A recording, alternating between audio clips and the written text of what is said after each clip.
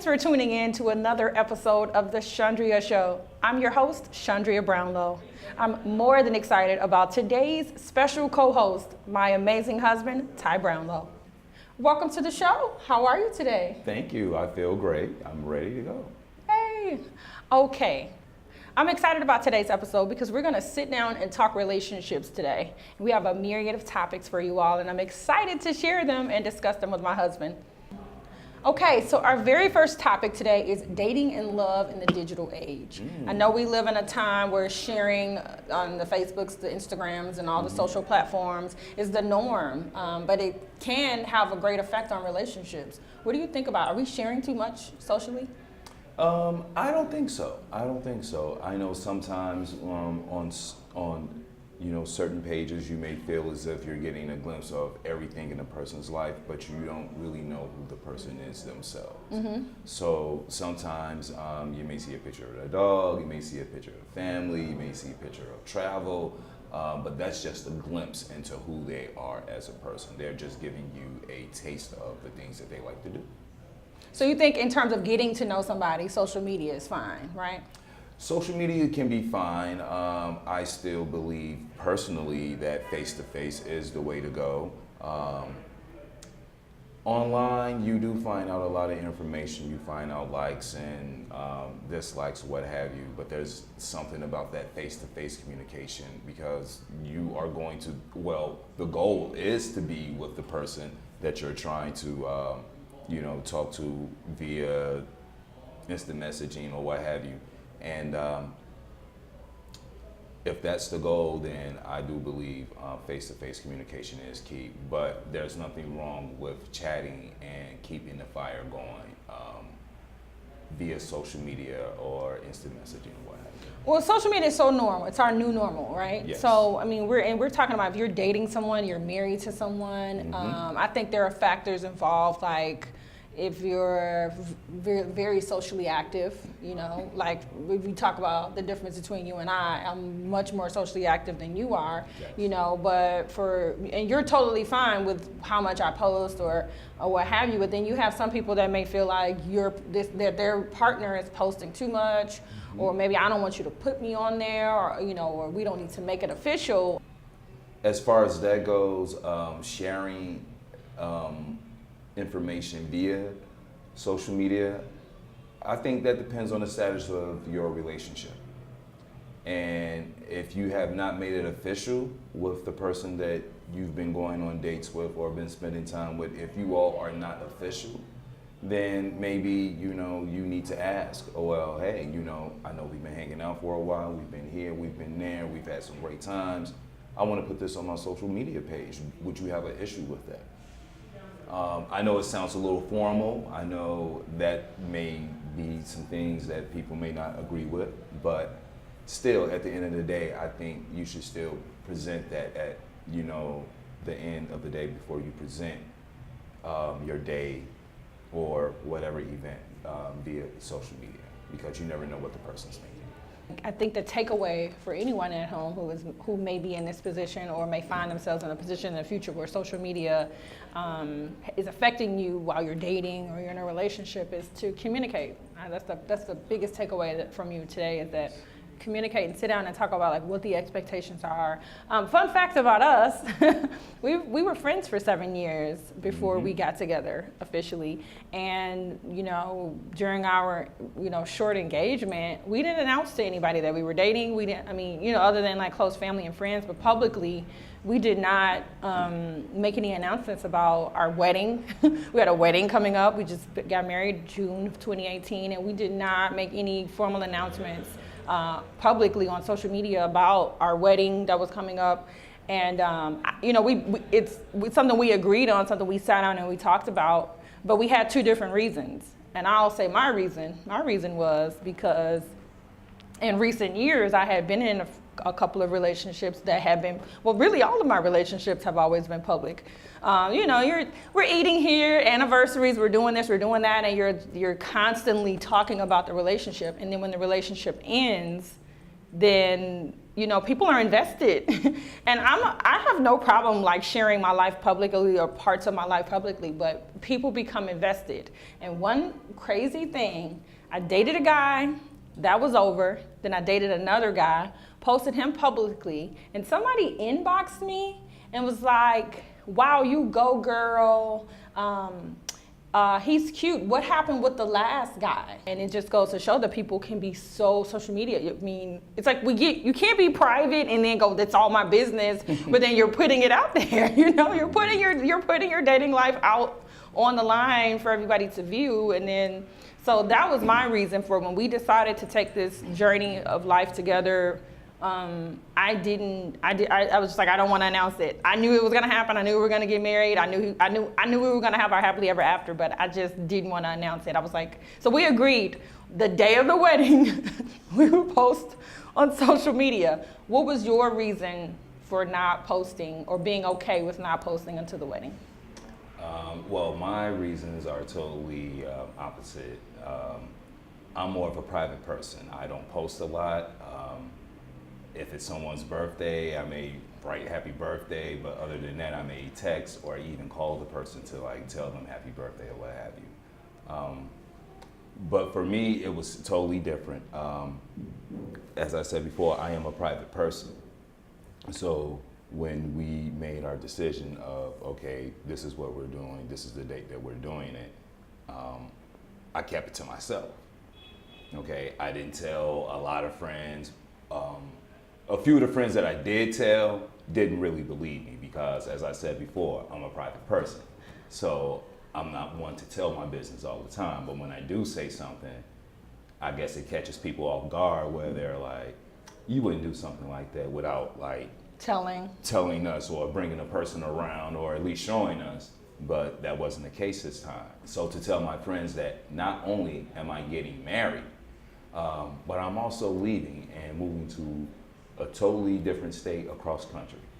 That blew their minds because that's so unexpected from me, and I knew where I was mentally and I was ready for a change, and I made the change. So on our wedding day, the wedding's over, and we're back at the room, and this is what we're doing. I don't know what other people do on their wedding nights, but this is how. I don't know what other people do on their wedding nights, but this is what we did on our wedding night. We posted some photos from our phone on social media. We changed the relationship status. Mm-hmm. And then, of course, that just blew everybody's mind because it's like, wait a minute, who got married? You got married? When did you get married? No invite. Like, we got all these messages. So for me, it was awkward for me because, like, again, I am one to post my greatest achievements, life's amazing moments, and Ty is much more private, so we kind of met in the middle. But I mean, you have to do what works for you and why it works for you, and not be afraid to communicate that. So that's a great takeaway today, is that communicate. Communication. Put the egos down. Okay, so our next topic is competing in relationships. Oh, people compete in relationships. Do you agree with that or no? Why are we competing? People compete over how much they make. People compete over opportunities. To answer that, to say what you just said, no, I do not agree with competition in relationships. First of all, let's take words out that may not work for us so much as competition. I think it should be called building. If anything, it should be healthy building, whereas you have one person who may be achieving a little bit more rapidly than their mate. If the person who's achieving at a rapid rate helps their mate out and to help their mate achieve their dreams, then there's not competition. That's building, that's coming together. You're building something on a solid foundation. But the person who is not achieving at the rate that they want must let go of their ego as well too. So they shouldn't sit there and throw a pity party. Well, man, why is she or he getting this, that, and the other? I want this or I want that. Get off your butt, do it, make it happen. when somebody books something and then the other person doesn't. Oh, you booked a commercial, and I'm like, okay, congratulations, but I'm a little salty that you booked that commercial, or you booked that play, or you booked that whatever, you know, that movie or what have you. And it's just an awful spirit to house your relationships. An awful foundation for a relationship is comparing yourself or being jealous or wanting what somebody else has. Well, how can you build? Well, I'm sorry to cut you off, okay. but I would say in a situation such as that, when you have two people who are competing over the same thing, depending on how long they've been in the business or what have you, especially with something such as acting, either acting, music, what have you, something in that field, when you have two people who are grinding towards the same common goal, but one person is a couple of steps ahead than the other, well, find out if there's other areas that you can work in, you know, to be a little bit more well-rounded. Because if your mate's star is rising, why can't you do something a little bit more than what you're doing to like help them out, but also help your star rise as well? So if you know your mate's a singer and you have a little bit of producing talent, why not produce music for your mate? You know, that will help you out. And if you're a singer, hey, you can also lead on a song with your mate. So more working together and less competing. More building, less more building. competition. More building, less competition. You could have more. Why settle when you could have more? Two incomes are always going to be better than one, you know? Always going to be more money in the house. It's always better than one stream of income that you have to budget. I just firmly believe that. But, you know, he rolls up his sleeves to, if that's running camera, if that's brainstorming ideas with me for segments. I mean, it just, if I need an extra eye or an opinion on a design in Photoshop, like he always rises to the occasion. And it doesn't have to be about you're doing what I want to do and you're doing what I want to do and I want to do that. And I know a way that could be better. It's just not about that. It's about building each other up, you know. And I assure him every day that whatever, as he goes on and he continues in his endeavors, I'm behind him 1,000%, just like he is for me. So I just want to say thank you publicly for building with me, you know, and not feeling like not finding the need to compete, not finding the need to be jealous or underwhelmed, you know. I just appreciate that from beginning to end. So thank you so much. Well, you are welcome so much, and I love you. And I feel as if you can find inspiration from those that you are around. As you said, you've been here for a while. I've just got here not that long ago, and I'm finding my way, but I find inspiration from you every time I work with you, every time we talk about whatever it is. I just find inspiration in that. And I feel as if you are working with someone and you're building towards whatever, a house, or this, that, and the other, but you know, work together. Make a sacrifice. Sacrifices have to be made along the way. Pretty much as you said, you were living here, I was living in Chicago. I knew how much this was,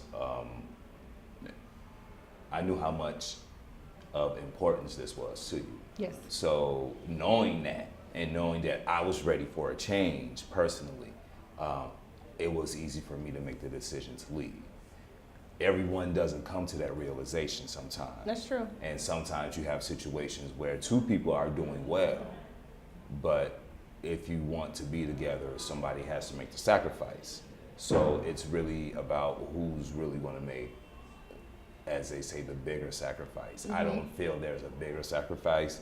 I just really believe in sometimes the mission changes. Right. And whereas we may have thought that our mission brings us here, it may take us elsewhere. So in that case, my mission brought me to LA. Yes, it did. And not only that, he is launching his very own TV talk show. Yes, so I'm super excited about that. Yes, and I stand behind him 1,000,000% and will help him in every way that he needs, from producing to behind the scenes, in front of the scenes, whatever he needs. So you just know that you have my support as you embark on this TV show journey. So stay tuned. Be on the lookout for that. Be on the lookout for that. No competition over here. We're building. We're building. We're building. We're building. Okay, let's talk long distance relationships. and you laugh because he's laughing because we had a long distance relationship. For those of you that don't know, Ty and I are both from Chicago, our hometown Chicago. We got married June 2018, and then he moved to LA to be with me. Yes, How I awesome did. is that? So we did long distance while we waited for our wedding in Chicago. And tell me, how was that experience for you? The experience. Because I was tired. No. The experience for me wasn't as grueling as some people may put it sometimes, like a long distance. First things first, you have to get rid of certain words, like long distance. A lot, pretty much a lot of times when people hear the words long distance relationships, oh no, man, I can't do that. Oh no, man, they live there, I live here. So we're living in a day and age where technology is king.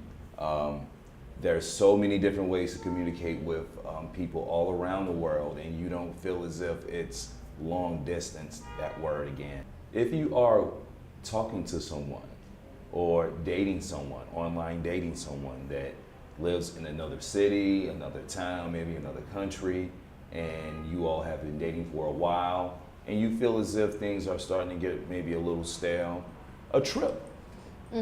Take a trip. Someone has to get out to see the other person at some point. I think that makes sense. I feel that can help you if you are dating someone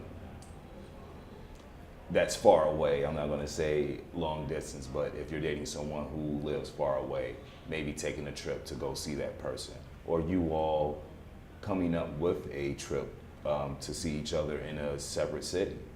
Whereas you don't have to travel to their city or they don't have to travel to your city, you all can meet up somewhere else and just have fun. I feel that can work as well.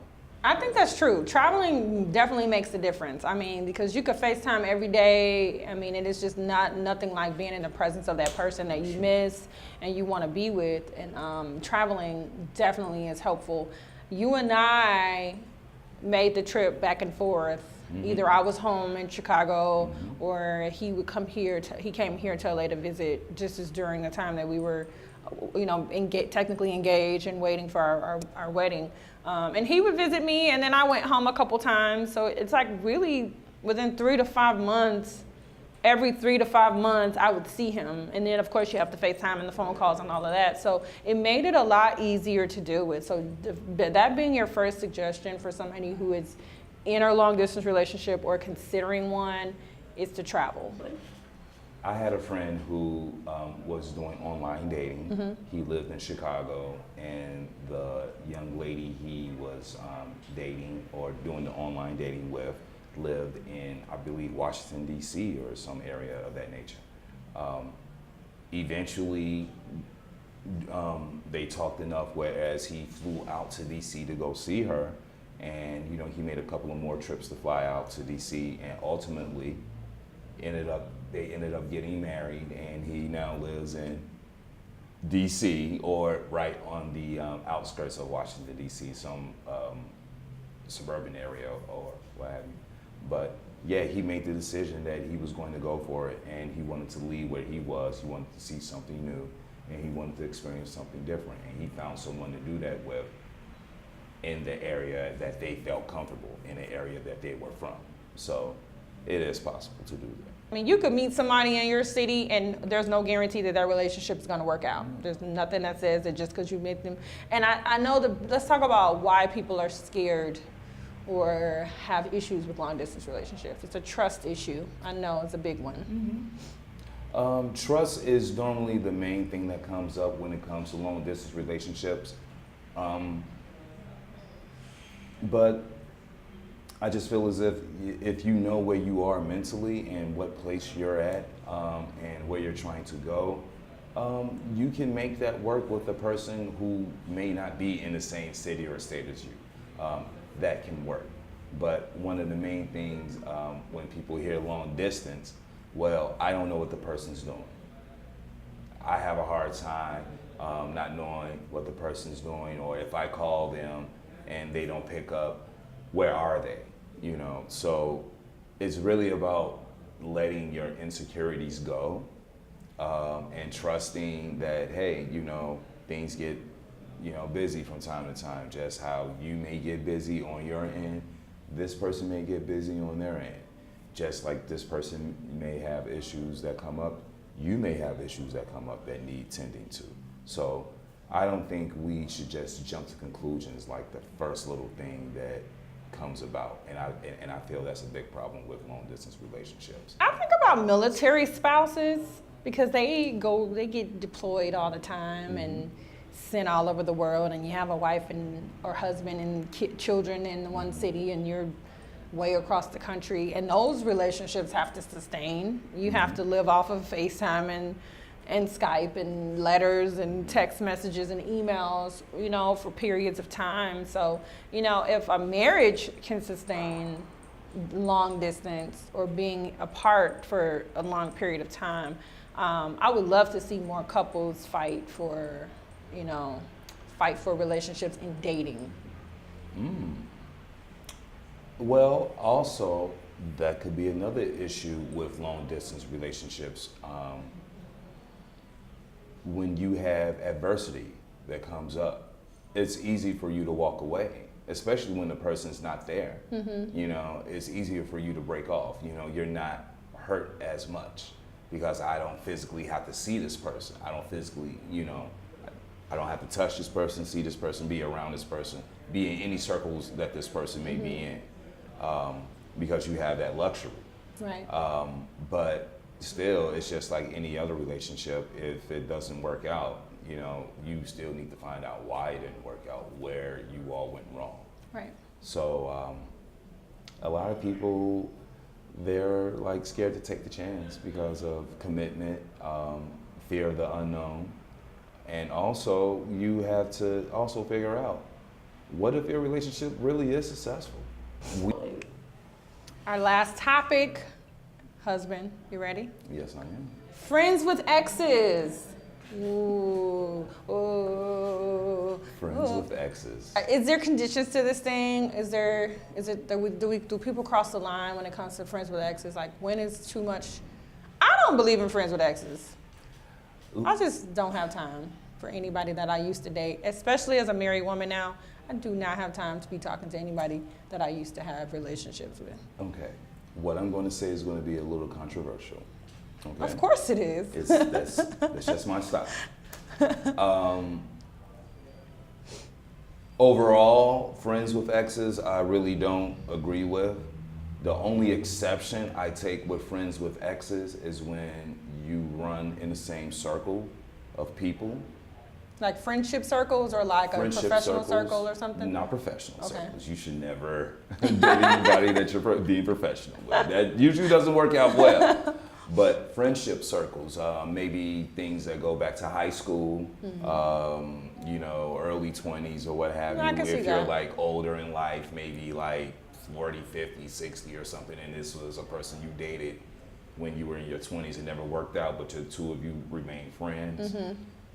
And you all have friends that you have a bond with. Only in that type of exception. That's the exception. That's the very small exception that I would make that. But other than that, no. If they're your ex for a reason. Why are they trying to be your friend now? So if you couldn't work out the friendship when you were together in a relationship, what is different about you being friends now that you're not in a relationship? Like, I don't understand that. So, if anything, you all should have worked on the friendship when you were building the relationship. I agree. I totally agree. I don't understand. In my personal experience, I could think like back to my 20s. I'm 37 now. So back in my 20s, I would be friends with my exes, especially like on social media. You're not together anymore. So, okay, I can handle you being my Facebook friend, and then sometimes some of those friendships or turn back into dating again, and then you spiral again because it's like we broke up for a reason the first time. We remain friends, and then we start dating again, and then just for it to blow up all over again. It's just like, You break up for a reason. Well, see, for me personally, in a situation like that, you're just leaving the door open to just get hurt again. Like, you all haven't really put an end to that relationship. You all haven't really closed that chapter of the book, because it's still back and forth, back and forth. Well, we're on again, we're off again, we're on again and off again. Well, why can't you just make it work? I mean, because the same issues that are going to bring you back together are going to be the same issues that are going to, like, tear you apart again in the end. I mean, this is nothing new. So why can't we just get this together and, you know, just work through those issues that we have, so that way it's just smooth sailing until we get to something that is real, like major or what have you. What about friends with exes on social media when you're dating? It's all the same to you, or do you feel like there's some change up to the rules? It's all the same to me, except like with friends, friends who are exes that you share the same circle with. You still have those people that, you know, you were once somewhat intimate with, but the intimacy didn't work out or whatever. Right. But the friendship just outlasts that. And you know, they really have your best interests at heart, and they meet the people that you know, are trying to date or whatever, you know, and they give you feedback on that, whether it be positive or negative. So if it's a friend such as that, then yeah, you know, I guess you have to be mindful of, like, how far back your mate and that person go. And as long as they're not overstepping any boundaries or whatever, I don't see an issue with it.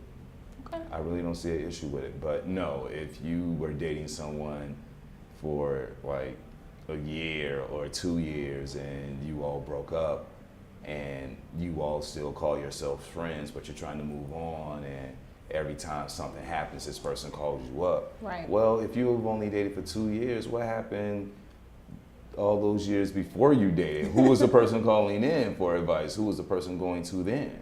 You know, like, I don't understand. Like, oh, well, you know, that's just my little sister, that's just my, you know, little brother or whatever. Well, then, you know, you go let their family handle that. In the end, as long as seriously, in the end, as long as what you're building is truthful, you should never have anything to worry about.